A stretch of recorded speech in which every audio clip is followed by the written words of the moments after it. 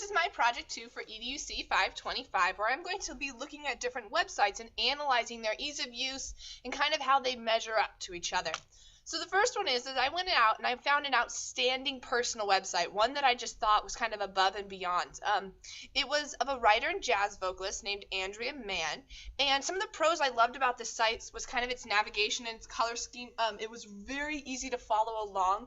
The only bummer about this site, and I'm going to take you to it in just a second here, is that it was pretty static. If you go up here to her blog, you will see that the last time she updated her blog was back in 2013. So she hasn't done tons of updating lately, but it does tell you a little bit about her, her contact information, and then also just shows you what she does and gives you a kind of a piece of what she does. So I really did like this site. But she would need to update it a little bit more, I think, for it to be completely useful. So then I went out and I found what I thought to be an outstanding commercial site, and I chose Etsy. Etsy, if you're not familiar with it, is an awesome site that allows you to sell kind of homemade creations that you've done. It's a really fun site. It's visual appealing. It's kind of done by artists. It really connects to the audience, and it's really easy to search for things.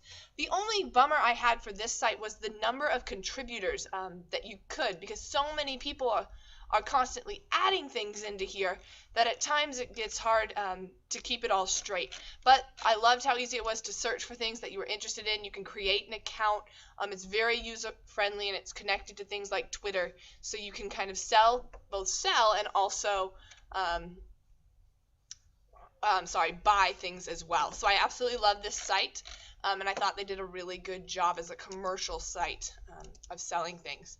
And then I went out and I looked for an organizational one, and I chose the school I work at, Maranatha High School. And Maranatha High School's website is not static. It is updated almost every single day. Down here at the bottom, you can see they have these links that I just highlighted there for Facebook, Instagram, Twitter, and YouTube, and LinkedIn, and those are found throughout everything they do, so you are always able to know how to contact them. They keep this updated along with just being able to really tell where you're supposed to go.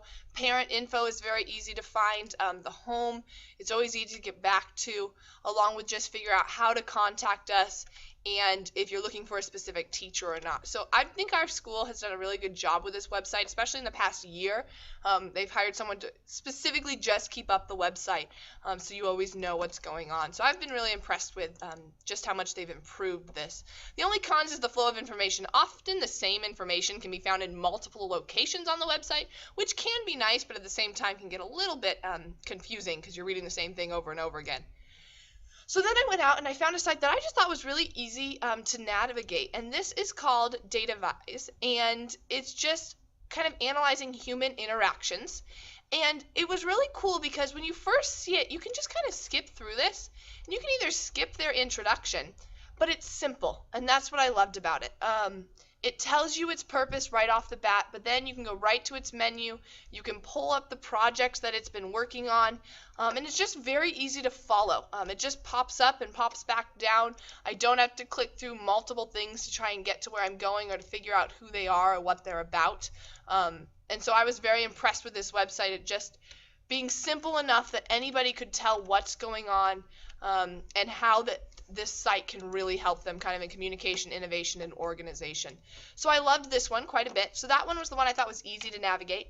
And then this one is my difficult to navigate. This is lingscars.com. And often sites that are like this, as soon as it loads here, you're going to see. But some of the problems with this site, it's really flashy. I mean, the first thing you notice as soon as it loads is that everything is flashing and blinking, and there are words popping up, and everything is going on, and you're not quite sure where you're supposed to go or where you're supposed to click here. It seems like everything's kind of calling for your attention. There's no really eye draw where I can say, okay, oh, here's where all of the information is. So this site is just overcrowded. I mean, you can see I scroll down right here, and all of a sudden I've got what looks like planets rotating around cars, and then I've got a whole bunch of cars. Then the sides are really kind of busy and crowded with information. So, and the amount of colors they use is astonishing. So this was one site that I tried to kind of navigate around and said, okay, what if I wanted to kind of find a car that I was interested in? And it got really confusing because you would like go to more info, but then it would send you to another part of the site, and it was very hard to get back to where you were. So this is my site that I thought was very difficult to navigate. So overall, as I've just worked through my way through, I found that websites can be both outstanding, they can be mediocre, but what makes a great website is something that is interactive, easy to navigate, user-friendly, and is really geared towards the audience. And that is my project.